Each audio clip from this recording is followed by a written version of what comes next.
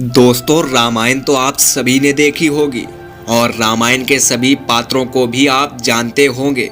लेकिन एक सवाल है कि आखिर रावण के बहनोई और शूर्पणखा के पति कौन थे और आखिर शूर्पणखा के पति रावण की मृत्यु का कारण कैसे बने।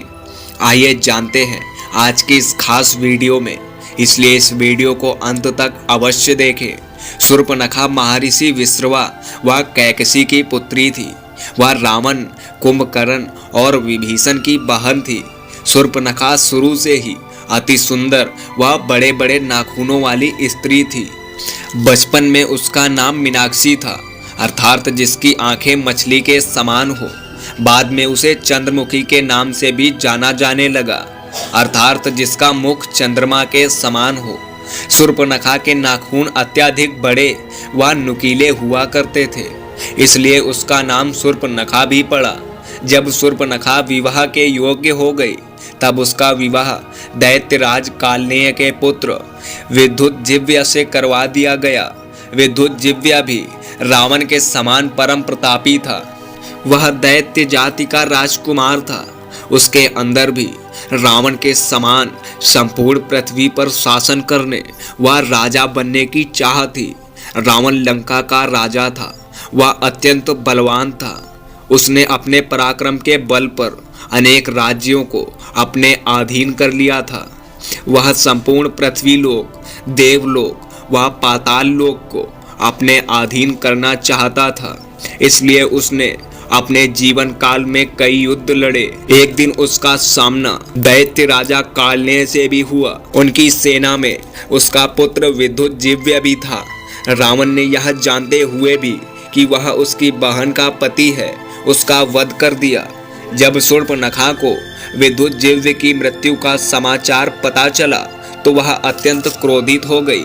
उसके अंदर रावण से प्रतिशोध लेने की अग्नि धधक रही थी।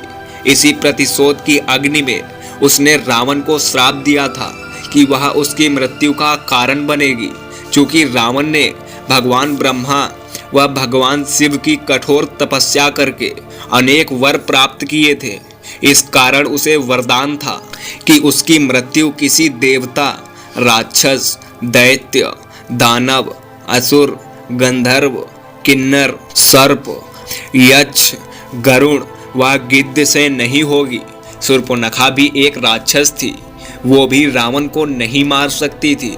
अब वह रावण से अलग अपने भाई खर व दूसर के साथ रहने लगी थी, जो समुद्र के उस पार दंडकारण्य वन में रहते थे। एक दिन शूर्पणखा वन में विचरण कर रही थी तो उसकी नज़र भगवान श्री राम की कुटिया पर पड़ी। वह उनकी कुटिया में गई। उसने भगवान श्री राम से अपने विवाह का प्रस्ताव रखा। भगवान श्री राम ने स्वयं के विवाहित होने की बात कहकर उसके प्रस्ताव को विनम्रता से ठुकरा दिया। श्री राम के प्रस्ताव के ठुकराने के बाद उसने उनके छोटे भाई लक्ष्मण के सामने भी वही प्रस्ताव रखा। लक्ष्मण ने उसके इस प्रस्ताव को सुनकर कठोर शब्दों के साथ उसके प्रस्ताव को ठुकरा दिया।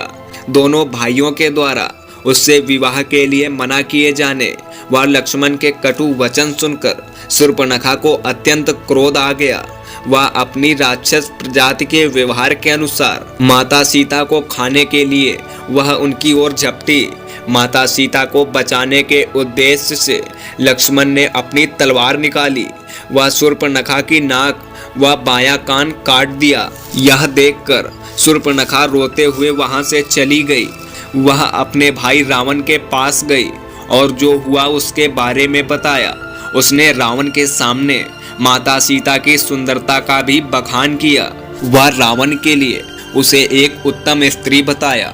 रावण सीता के बारे में ऐसा विवरण सुनकर विचलित हो उठा और अपने अहंकार के मद में रावण ने माता सीता का अपहरण किया, जो अंत में उसकी मृत्यु का कारण बना।